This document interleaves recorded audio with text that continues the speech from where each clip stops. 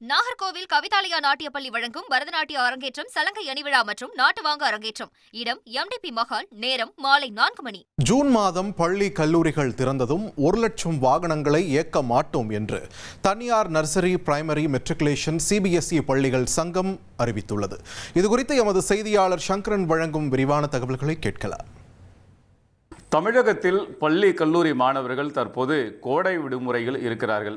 இந்த கோடை விடுமுறை முடிந்து ஜூன் மாதம் முதல் வாரத்தில் பள்ளிகளும் கல்லூரிகளும் திறக்கப்பட இருக்கின்றன. குறிப்பாக பள்ளிகள் ஜூன் 1ஆம் தேதியே திறக்கப்பட இருக்கிறது. அதைத் தொடர்ந்து கலை அறிவியல் கல்லூரிகள் உள்ளிட்ட உயர்கல்வி நிறுவனங்களும் ஆரம்பிக்க இருக்கின்றன. இப்படிப்பட்ட ஒரு சூழலில் ஒரு அதிர்ச்சியான தகவல்களை Tamil Nadu matriculation, nursery, primary, CBSE பள்ளிகள் சங்கம் அறிவித்திருக்கிறது. என்ன சொல்லியிருக்கிறாங்கன்னா, தமிழகத்தில் தனியார் பள்ளி கல்லூரி வாகனங்களை எஃப்சி செய்ய சென்றால் வட்டார போக்குவரத்து அதிகாரிகள் அதிக அளவில் லஞ்சம் பெறுகிறார்கள் என்ற ஒரு அதிரடியான குற்றச்சாட்டுகளை வைத்திருக்கிறார்கள்.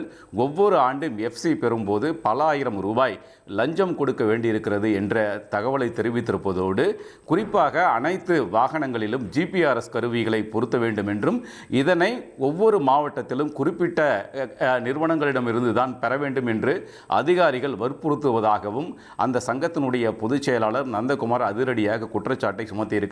அதோடு மட்டுமில்லாமல் வெறும் 3000 ரூபாய் மதிப்பு உள்ள அந்த ஜிபிஆர்எஸ் கருவிகளை 18,000 ரூபாய் கொடுத்து வாங்க சொல்லி நிர்பந்தம் செய்கிறார்கள் என்றும் தெரிவித்திருக்கிறார்.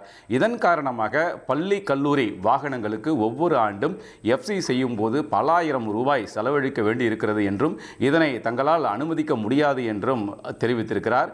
இந்த வட்டார போக்குவரத்து அலுவலர்களுடைய அந்த வசூலை கண்டித்து போராட்டம் நடத்தப் போவதாகவும் அறிவித்திருக்கிறார். தமிழ்நாடு முழுக்க பள்ளிகள் மற்றும் கல்லூரிகளுக்காக இயக்கக்கூடிய தனியார் நிறுவனங்களுடைய அந்த பேருந்துகள் என்பது கிட்டத்தட்ட 1,00,000 பேருந்துகள் இருக்கின்றன.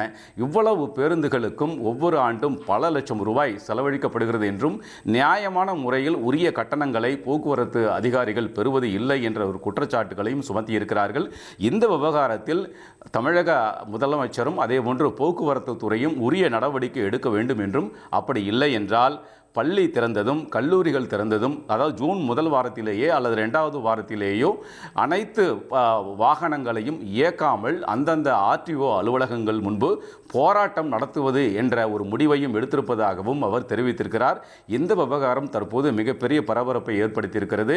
பள்ளிகள் திறப்பதற்கு இன்னும் 2 வார காலமே கால அவகாசம் இருக்கக்கூடிய சூழலில் இது போன்ற ஒரு அறிவிப்பு வெளியாகி இருப்பது அதிர்ச்சியை, பரபரப்பை ஏற்படுத்தியிருக்கிறது.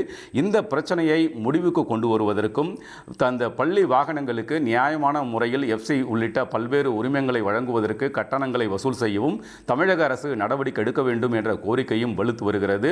இந்த விவகாரத்தில் பள்ளிக்கல்வித்துறைக்கு தற்போதுதான் அமைச்சராக திரு ராஜ்மோகன் நியமனம் செய்யப்பட்டிருக்கிறார். போக்குவரத்து துறைக்கு இன்னும் அமைச்சர் யார் என்று ஒரு தெரியாத ஒரு சூழல் இருக்கிறது.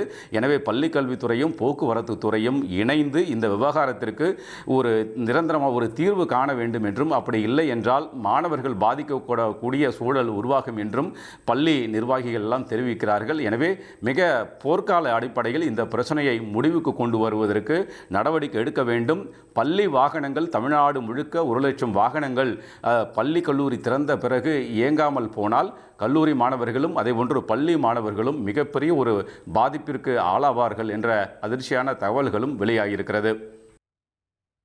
உங்கள் விரிவான தகவல்களுக்கு நன்றி சங்கரன். நாகர்கோவில் கவிதாலயா நாட்டியப்பள்ளி வழங்கும் பரதநாட்டிய அரங்கேற்றம், சலங்கை அணிவிழா மற்றும் நாட்டுவாங்க அரங்கேற்றம். இடம் எம்டிபி மஹால். நேரம் மாலை 4 மணி.